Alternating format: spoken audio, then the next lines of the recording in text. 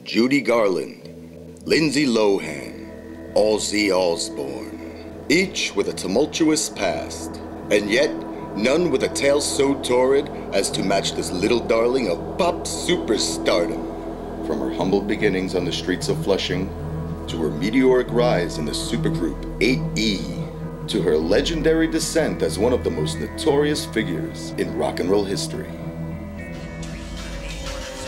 From life's ambition was to be a star. The public scandal.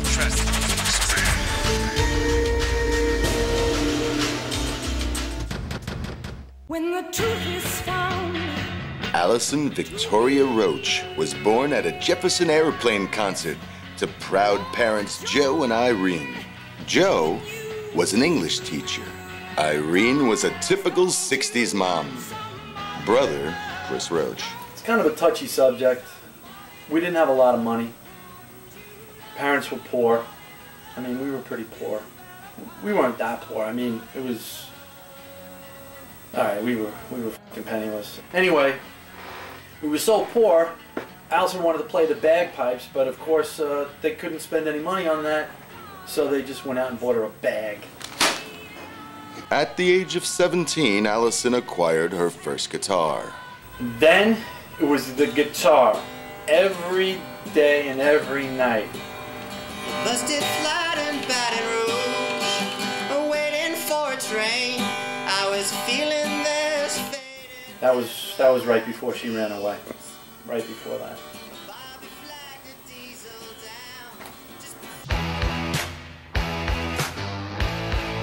At the Roman Polanski halfway house for wayward teenage girls, Roach quickly bonded with future bandmates, drummer Anna Nieto and hard-rocking, hard-living bassist Kathy Bischoff.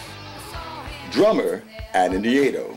Well, we all met at Polanski's. Alysoun was in for being a runaway.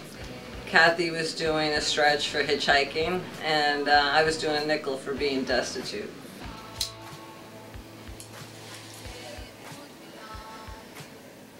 They started a hard rock trio, and the girls soon found themselves back on the streets. Anna quickly got them a series of gigs all over New York. Groupie Jack Hammer. So one night we're at Jimmy Burns, and these three chicks hit the stage. These girls are on fire. I mean, they're rocking.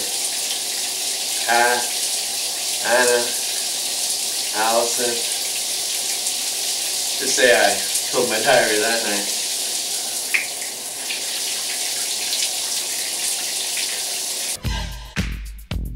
Legendary rapper Snoop Dogg wanted to work with the girls from the start, but first he suggested a few additions. He quickly added percussionist Vanessa Yanelli, Michelle Byrne on keyboards, trombonist Mo Crow, and backup singers Diana Roach and Vicky Moore. The supergroup 8E was born.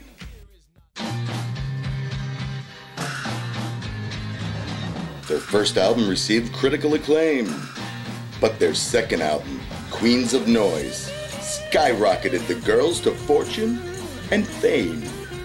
But a volatile mix of booze and passion was a powder keg waiting to ignite. And as the girls soon discovered, all that glitters is not gold. Tour manager Vinnie Lynch.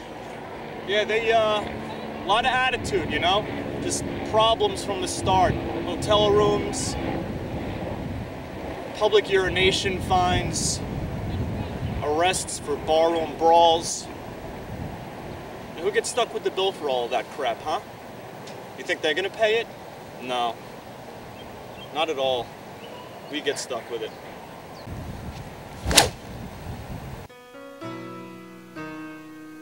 During a whiskey-soaked argument with Lynch, Roach abruptly calls it quits and disbands the supergroup 8E. Roach then took her first step down a slippery slope. A close friend who wishes to remain anonymous. I remember we had to have an intervention. She was at the track every day betting on the ponies. She was losing 50, 60 grand a week. This is when Roach started her romance with legendary jockey Willie Shoemaker. And the cops were at their apartment 30, 40 different times. It was in all the papers. Oh, excuse me. Cut.